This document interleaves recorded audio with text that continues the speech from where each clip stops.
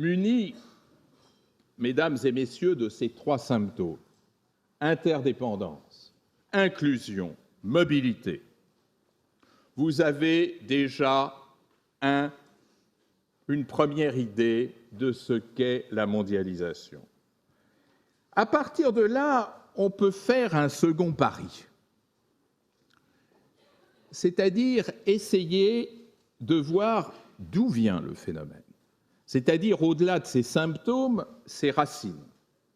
Et là, la recherche actuelle, et notamment Scholtes, mais pas seulement Scholtes, la recherche actuelle nous montre que la mondialisation, cette mondialisation que nous connaissons aujourd'hui, est directement forgée, conditionnée, structurée, configurée par la révolution technologique. Et plus exactement, par les révolutions qui ont affecté le domaine des communications.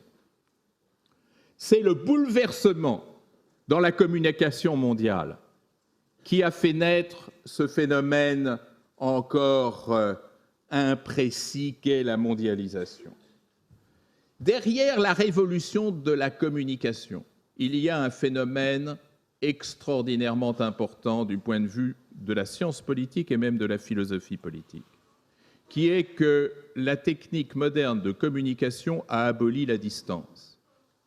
Or, la distance, c'est ce sur quoi repose l'ordre politique classique.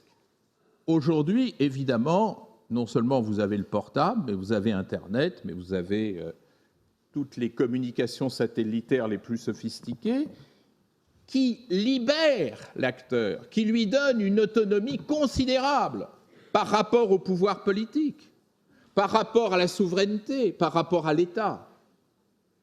Une fluidité, cette mobilité dont je parlais tout à l'heure. Vous savez, mesdames et messieurs, en 1988 a été installé sous l'Atlantique le câble à fibre optique pour améliorer les communications téléphoniques des deux côtés de l'Atlantique. En 1988, vous étiez presque né. Presque né. Non. Oh, pas loin.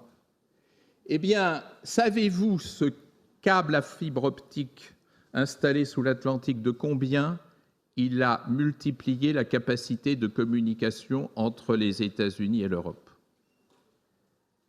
480 000.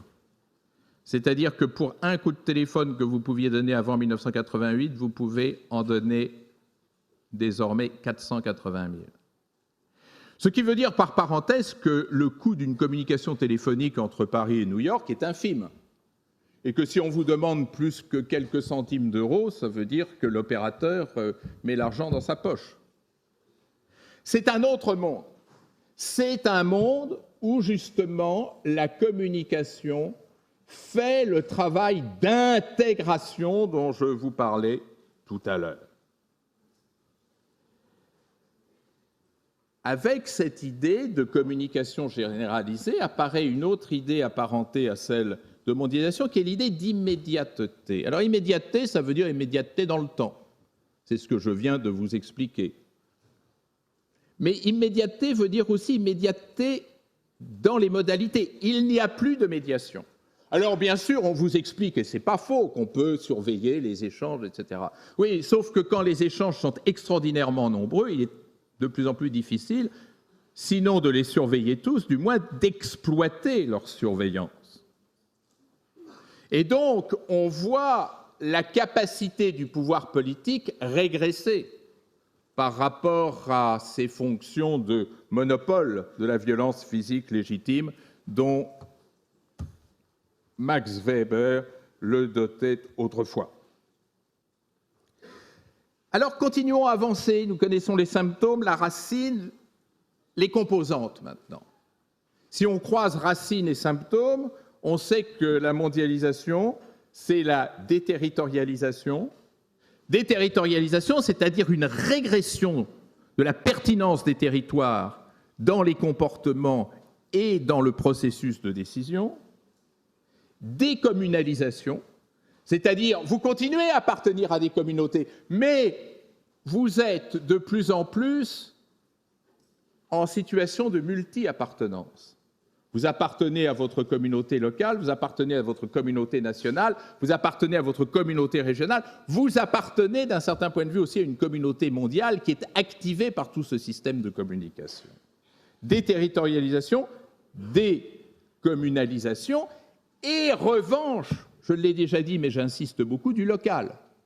Ne dites pas que le global, c'est l'anéantissement du local. Au contraire, le local se trouve réactivé par le fait que la tutelle étatique, la tutelle stato-nationale, elle, est affaiblie. D'où effectivement l'importance de ces phénomènes nouveaux que sont les mises en relation directe entre des petites unités locales, un village, une commune, un petit groupe d'individus et la globalité.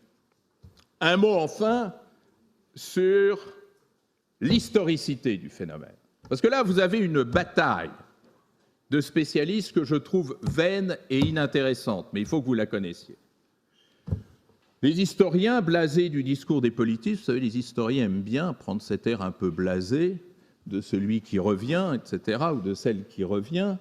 Les historiens vous disent « Oh, mais on connaît ça, la mondialisation, il y en a une, il y en a deux, il y en a trois, il y en a quatre, il y en a une au 19e siècle, il y en a une au début du 20e siècle, etc. Rien de nouveau. » Quand vous parlez avec un historien, au bout de 3 minutes, il vous dit rien de nouveau.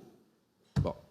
Évidemment, le politiste, il dit « Moi, je suis là pour étudier ce qui est nouveau. » Alors, ça crée des tensions, comme on dit. Seulement, je veux bien admettre qu'au XIXe siècle, il y a eu déjà une première mondialisation, même à l'époque de la Renaissance et de l'ouverture des océans. Je veux bien considérer qu'effectivement, au XIXe siècle, il y a eu une relance de cette mondialisation. Je veux bien considérer qu'il y a eu effectivement, dans le courant du XXe siècle, un nouveau type de mondialisation.